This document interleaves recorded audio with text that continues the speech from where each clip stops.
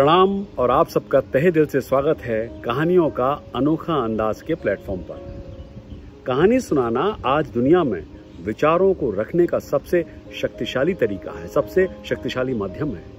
आज आपके सम्मुख प्रस्तुत कर रहा हूं दो ऐसी कहानियां जो आपके संवेदनशील मन पर घर कर जाएंगी।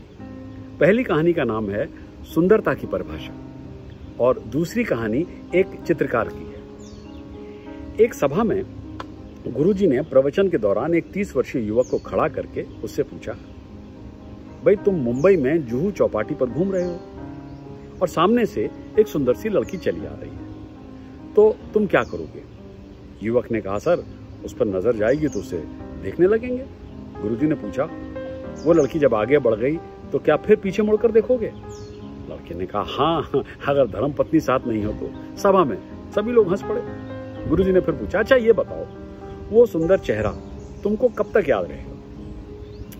युवक ने कहा, साहब 5 से 10 मिनट तक, जब तक कोई दूसरा सुंदर चेहरा सामने ना आ जाए। फिर सभा में सभी लोग हंस पड़े। गुरुजी ने उस युवक से कहा, अब जरा कल्पना करो तुम लखनऊ से मुंबई जा रहे हो और मैंने तुमको एक पुस्तकों का पैकेट तुम्हारे हाथ में दिया है और कहा है कि मुंबई में जाकर ये अमुक महानुभाव के यहाँ उनके घर पहुंचा देना। तुम पैकेट देने मुंबई में उनके घर गए, उनका घर देखा तो तुमको पता चला कि ये तो बहुत बड़े अरबपति हैं। घर के बाहर 10 गाड़ियां हैं, 4-5 वॉचमैन खड़े हैं। तुमने उन्हें पैकेट की सूचना अंदर भिजवाई तो वे महानुभाव खुद बाहर आए, तुमसे पैकेट लिया। तुम जाने लगे तो तुमको आग्रह करके वो घर में ले गए, पास में बिठाकर गर्म खाना खिलाया। चलते समय तुमसे पूछा, भाई कैसे आए हो? तुमने कहा, लोकल ट्रेन से। उन्होंने ड्राइवर को बोलकर तुमको गंतव्य तक पहुंचाने के लिए कहा और तुम जैसे ही अपने स्थान पर पहुंचने वाले थे कि उस अरबपति महानुभाव का फोन तुम्हारे पास आया। भाई आराम से तो पहुंच गए, अब बताओ कि वो महानुभाव तुमको कब तक याद रहेंगे? युवक ने कहा, गुरुजी जिंदगी में मरते दम तक उस व्यक्ति को हम नहीं भूल सकते। तब गुरुजी ने युवक के माध्यम से सभा को संबोधित करते हुए कहा, यही है जीवन की हकीकत। सुंदर चेहरा थोड़े समय के लिए याद रहता है पर सुंदर व्यवहार जीवन भर याद रह जाता है। जी हाँ, सुंदर व्यवहार। वैसे भी जब पेड़ फलों से लद जाता है ना तो झुक जाता है। बस यही है जीवन का गुरु मंत्र। अपने चेहरे और शरीर की सुंदरता से ज्यादा अपने व्यवहार की सुंदरता पर ध्यान दें। दूसरों के साथ वैसा ही व्यवहार करें जैसा आप चाहते हैं कि आपके साथ किया जाए। केवल अच्छे ही न बने बल्कि दूसरों के प्रति दयालु भी बने। जीवन आपके लिए आनंददायक और दूसरों के लिए अविस्मरणीय प्रेरणादायक बन जाएगा।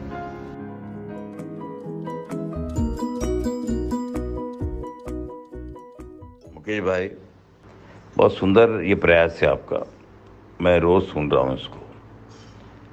और बाबूलाल कारपेंटर की भी कहानी जो है बहुत सुंदर। सही तो ये है कि जिस ढंग से आप इसको पेश कर रहे हैं और पेश ही नहीं कर रहे तो उसके साथ में जीने का सलीका और सबक भी आप बता रहे हैं। मेरी ओर से आपको बहुत बहुत बधाई। निरंतर ये आपका जो प्रयास है इसकी सफलता की मैं प्रार्थना करता हूँ।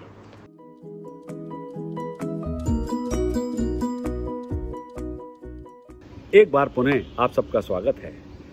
एक कहानीकार का उद्देश्य आपको यह बताना नहीं है कि कैसे सोचना है, बल्कि आपको सोचने के लिए प्रश्न खड़े करना है। जी हाँ, अगली कहानी लघु कहानी एक चित्रकार की है, कुछ ऐसी ही है वो। एक बार की बात है, किसी शहर में एक आदमी रहता था। उसे चित्रकारी करने का शौक था। एक दिन वो एक ऐसे आदमी से मिला जो शहर का मशहूर चित्रकार था।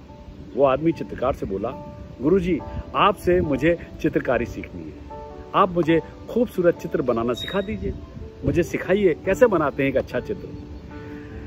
गुरुजी ने कहा, मैं तुम्हें जरूर सिखाऊंगा, कल से तुम मेरे पास आ जाना, मैं सिखाना शुरू कर दूंगा। कई दिनों तक उस आदमी ने चित्रकारी की बारीकियां सीखी और इसके बाद एक चित्र बनाया। उसे वो चित्र बहुत पसंद आया, लेकिन साथ ही साथ उसके मन में यह विचार भी आया कि क्या लोग उसके चित्र को पसंद करेंगे। इसलिए उसने लोगों की पसंद जानने का तरीका सोचा। उस व्यक्ति ने शहर के बीच चौराहे पर अपने चित्र को एक कुर्सी पर रख दिया।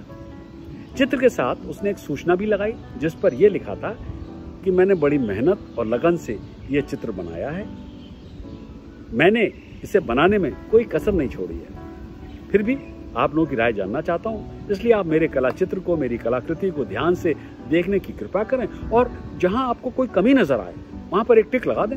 मैं इसमें सुधार जरूर करूंगा। धन्यवाद। जब दूसरे दिन वो आदमी चौराहे पर आया तो वहां रखी पेंटिंग को देखकर उसे बहुत दुख हुआ। अपनी चित्रकारी को देखकर उसका दिल रो पड़ा। उसकी आंखों में आंसू आ गए। उसके चित्र पर हर जगह टिक लगा हुआ था, जी हाँ, हर जगह, और उस टिक के कारण उसका मूल चित्र नजर ही नहीं आ रहा था। बड़े दुखी मन से उसने अपने चित्र को उठाया और सीधा अपने गुरु के पास पहुंचा। गुरुजी को देखते ही वो रो पड़ा। उन्होंने उसकी हालत देखकर पूछा, क्या हुआ पुत्र, क्यों रो रहे हो तुम? उसने कहा, गुरुजी मैं चित्रकारी में फेल हो गया। मैंने जो चित्र बनाया वो लोगों को पसंद ही नहीं आया। मेरा चित्रकार बनने का सपना टूट गया। गुरुजी बोले, तुम परेशान मत हो, तुम्हारा कोई सपना नहीं टूटा, मैं तुम्हारी सहायता करूंगा। जाओ, तुम ठीक वैसा ही एक और चित्र बनाकर लाओ। आदमी ने कहा, ठीक है गुरुजी, मैं 3 दिन बाद आपको वैसा ही चित्र बनाकर देता हूं। और 3 दिन बाद वो ठीक वैसा ही चित्र बनाकर गुरुजी के पास लाया। गुरुजी ने उस आदमी से कहा, उस व्यक्ति से कहा, तुम मुझे उसी चौराहे पर ले चलो जहां तुमने अपने कला चित्र को रखा था। आदमी गुरुजी को चौराहे पर ठीक उसी जगह पर ले गया। गुरुजी ने चित्र को ठीक वहीं रखा जहां पहले का चित्र रखा था, और वहां पर उसके बगल में एक नया सूचना पत्र लगाया जिस पर लिखा था, मैं एक नया कलाकार हूं, मैं अपनी कला के बारे में लोगों की राय जानना चाहता हूं। आप मेरे चित्र को ध्यान से देखने की कृपा करें, और जहां कहीं भी चित्र में आपको कोई त्रुटि, कोई कमी नजर आए तो चित्र के पास रखे ब्रश और रंग से उसे ठीक कर दें। इससे मुझे आप लोगों से बहुत मदद मिलेगी। और फिर गुरुजी और वो व्यक्ति वहां से चले गए। दूसरे दिन दोनों ने ठीक उसी समय पर वहां पर आकर देखा तो उनके आश्चर्य का ठिकाना नहीं रहा, क्योंकि चित्र में एक भी त्रुटि नहीं थी, जरा भी सुधार नहीं हुआ। गुरुजी ने उससे कहा, देखो तुम कितने महान चित्रकार बन गए, किसी को तुम्हारे चित्र में कोई कमी नजर नहीं आई। गुरुजी की बात से चित्रकार आदमी का चेहरा खुशी से खिल उठा।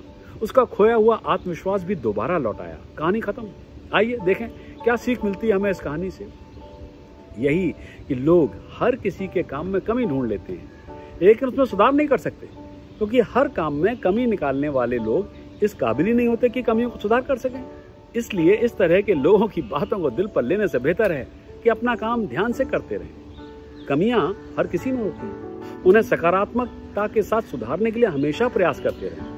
नकारात्मक लोग अपनी निम्न सोच के कारण चारों तरफ नकारात्मक माहौल बना देते हैं। ऐसे लोगों के संपर्क में अधिक देर तक अपना समय बर्बाद न करें। आशा करता हूं कि आपको दोनों लघु कहानियों की प्रस्तुति पसंद आई होगी। सब्सक्राइब कीजिए, शेयर कीजिए और संवाद को आगे बढ़ाने में अपना योगदान दीजिए। देखते रहिए कहानियों का अनोखा अंदाज।